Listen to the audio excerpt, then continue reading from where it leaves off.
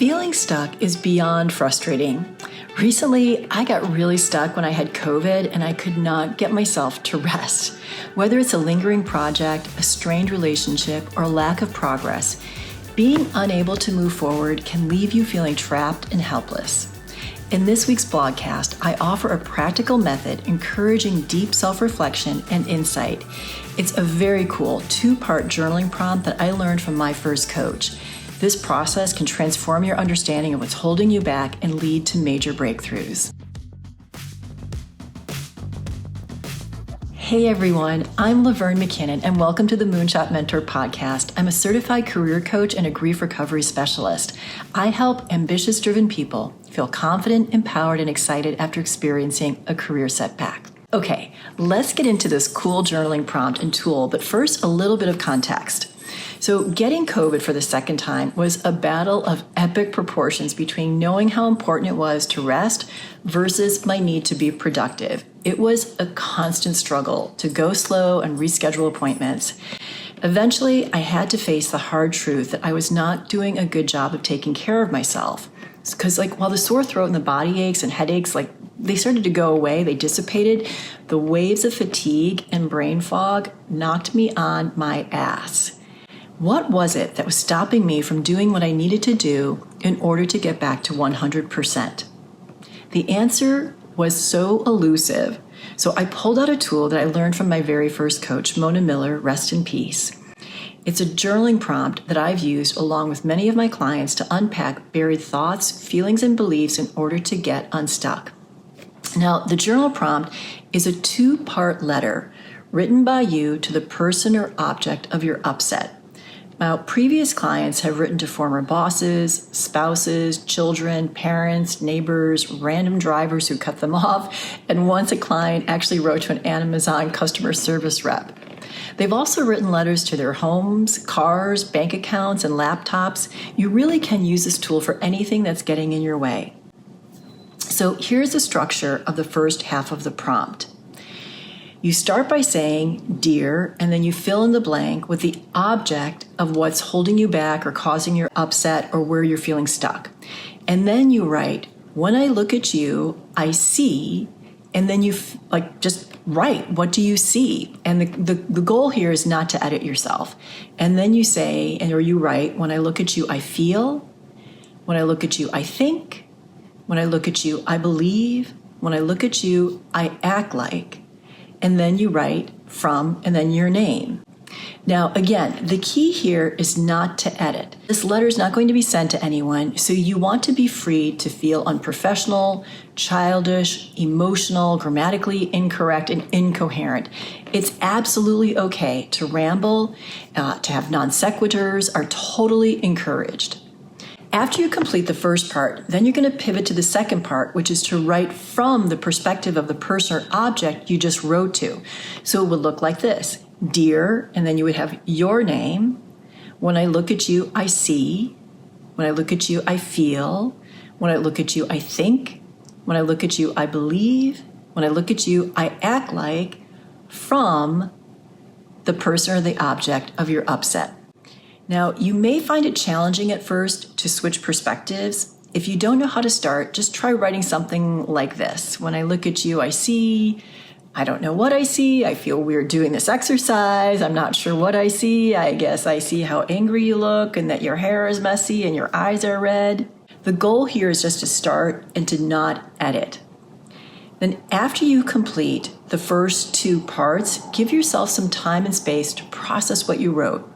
Processing looks like noticing what you're feeling in your body, naming emotions that are coming up, and labeling thoughts. So let's take a look at what I did with this tool when it came to having COVID and struggling to rest. So this is what I wrote.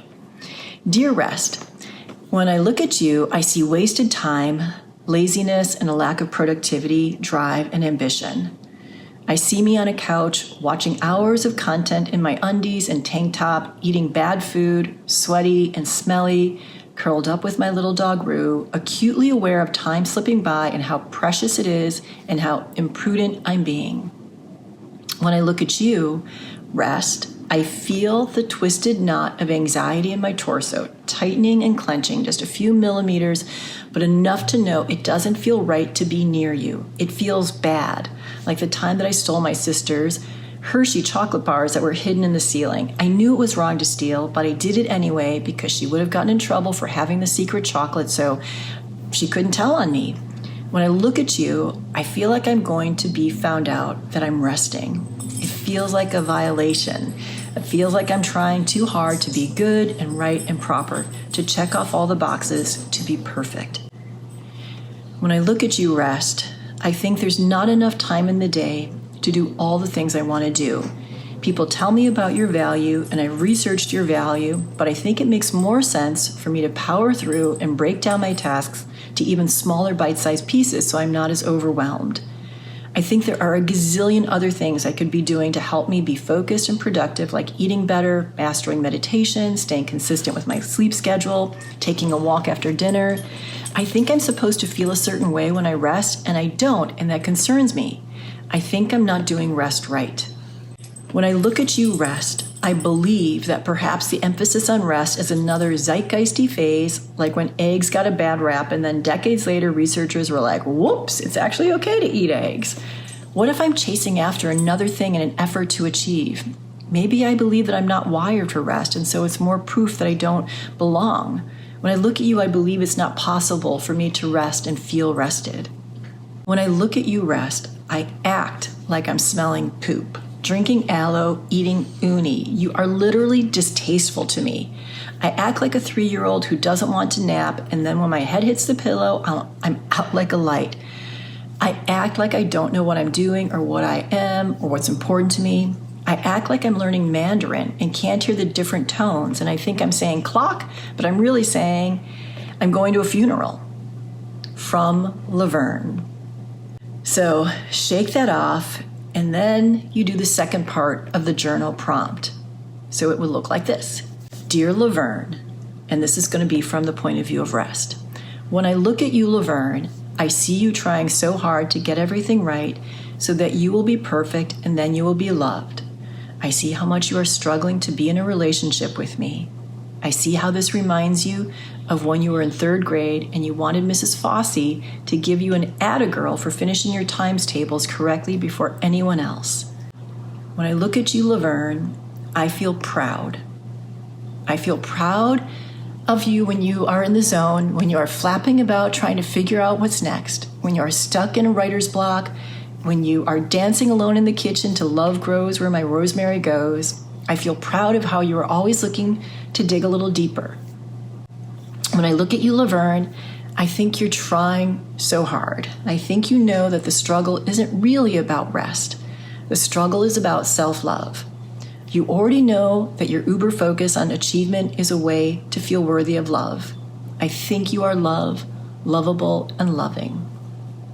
When I look at you, Laverne, I believe that there will be a tipping point when the combination of extreme effort and radical surrender create a spark.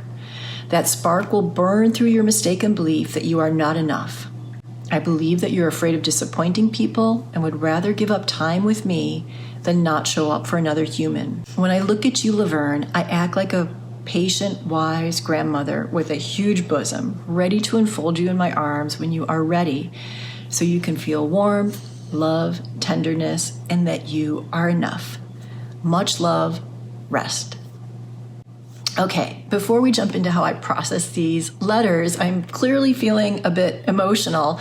It really got me reading those letters out loud.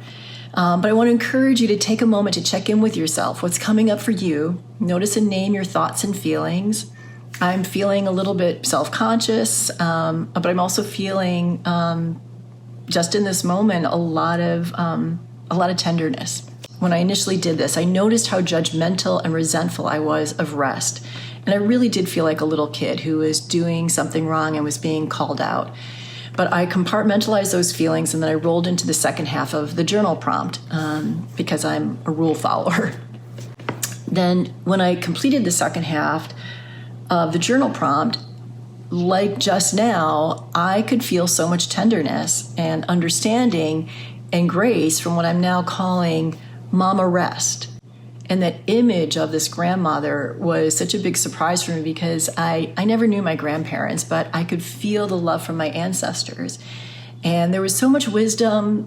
Gosh, I'm just getting emotional again. And I felt held in my judgment and resentment. I didn't feel like judgment and resentment coming from Mama Rest. There was just so much tenderness, and that Mama Rest wasn't going anywhere, and my lack of skill in taking care of myself was not going to deter her from being there for me. It was really healing. Now, since I've done this exercise, I am feeling a bit more ease and not answering emails and turning off my phone and just laying in bed. But, honestly, the struggle is there, but it's not as intense. I can observe it rather than get caught up in my resistance to rest. And so it's allowing me to make better choices when taking care of myself. So the value of this journal prompt lies in its ability to bring hidden thoughts and feelings to the surface. By engaging in this exercise, you can uncover the underlying beliefs that might be holding you back. The structure of the letters, writing first from your perspective and then from the perspective of the person or object you're upset with, it really does offer a unique way to gain insight and shift your mindset. This tool is so versatile, and it can be applied to a wide range of situations, whether you're dealing with frustration, with work challenges, or in personal relationships, or internal conflicts like the struggle to rest. The prompt helps you articulate your emotions and thoughts. It really forces you to dig deeper. And then by expressing these in a non-judgmental, unfiltered way, remember, you can be unprofessional, you can be, really emotional, you can be, just not grammatically correct. You can better understand your reactions and motivations. So incorporating this journal prompt and technique into your routine, it can really lead to meaningful changes in how you handle stress and emotions. And it fosters a lot of self-compassion. It has for me, and it does help you process complex feelings, making it easier to move forward. And you really, I think, for me, I came away with a lot of clarity and peace of mind. It's a really simple and powerful tool, and it's a valuable addition to your self-care and personal growth toolkit. Okay, that's it for today. Next week, I'm going to answer a question from a reader about the losses associated with the path of solo entrepreneurship and creative ventures. I'll be sharing 4 steps to navigate the ups and downs, including grieving the losses that come with the pursuit of a moonshot.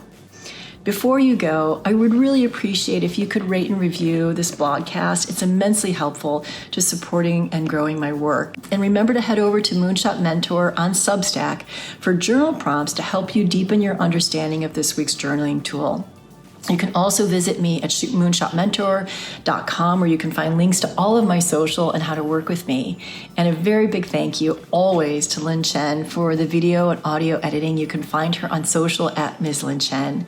And thank you so much for tuning in, and I will see you next week.